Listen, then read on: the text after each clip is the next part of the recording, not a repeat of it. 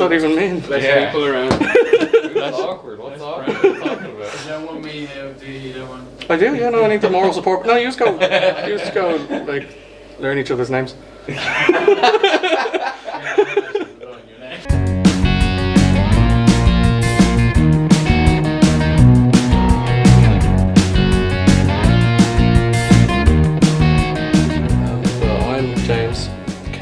The surname, and I love writing songs and wrote so many songs with so many different parts that I needed other people, and it became at first like a fictional band of sorts, sort of like I started releasing stuff and I gave it the name Nobodies, which is a plural, but it was actually just me. But I like bands, I think they're cool, and I wanted to turn it into a band, and I have a few cool people around who are helping make that happen.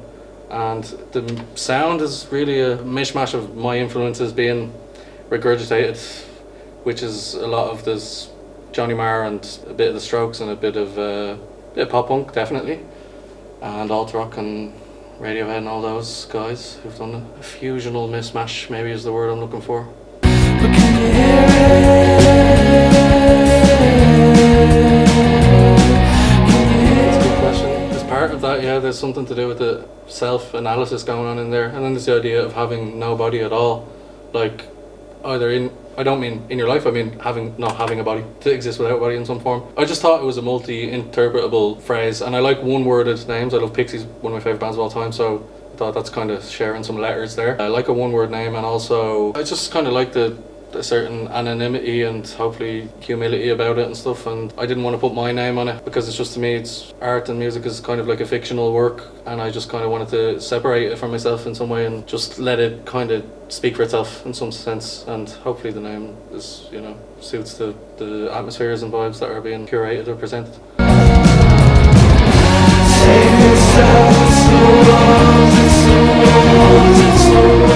I started to write songs during lockdown, if anyone remembers that, because I had nothing else to do. I was always a huge music fan and passionate about it, but kind of felt like you never had the time in some sense for me.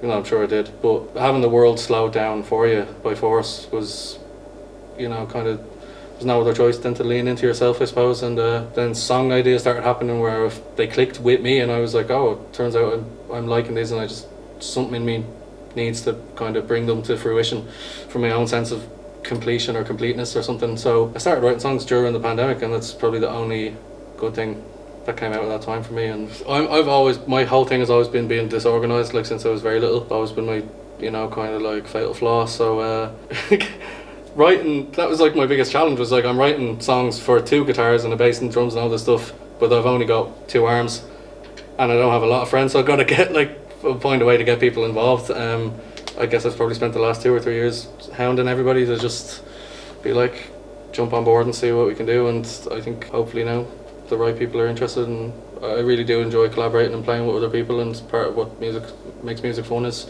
that sociability of it and this shared energy that you can do when you're doing things live.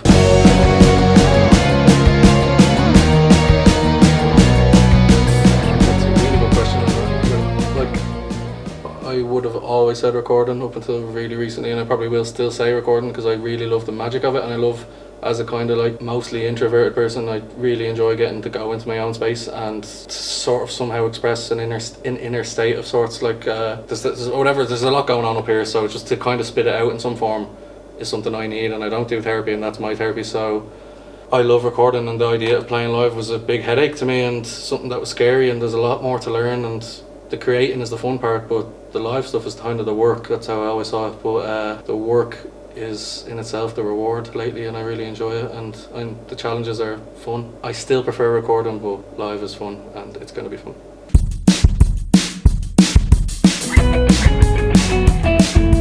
I think it's like an unbelievably difficult hill to climb for myself, but those challenges have made me develop and grow more than I ever would have if I just didn't. So I would also say that feel the fear and do it anyway is a lot better than stepping back from doing something that you feel called towards instinctually. Yeah, if you have a dream of sorts, at least try.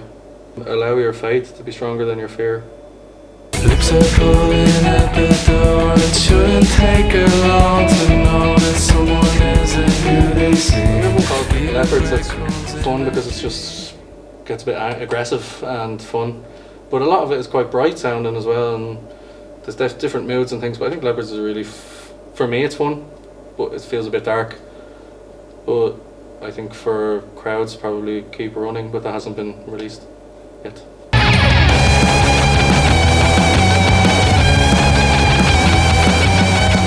Yeah, breathe, like deeply. I have to slow my heart rate and calm down. My brain and body always thinks something's dangerous is about to happen.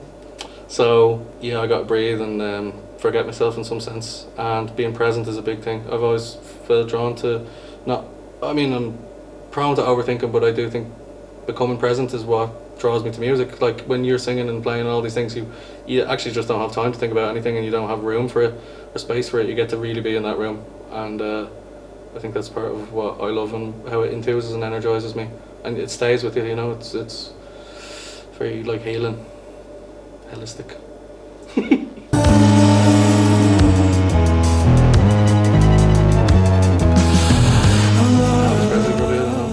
Off the top of my mind, I think that'd be fun. I just think it would be fun, that's why.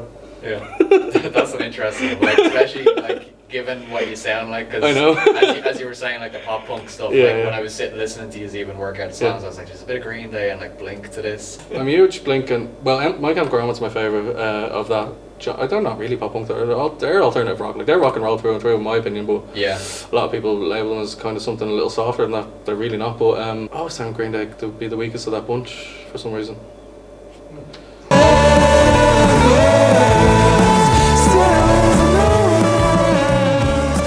That's great. Yeah, it's a nice feeling to resonate with folks, humans, aliens, whoever, and hopefully that we can live up to that, and we're grateful, and thanks. My name is James, and my band Nobodies will be playing the next big thing 2025, and come down and see what it's all about, because I believe we're the opening act, so get down early and we hope to see you.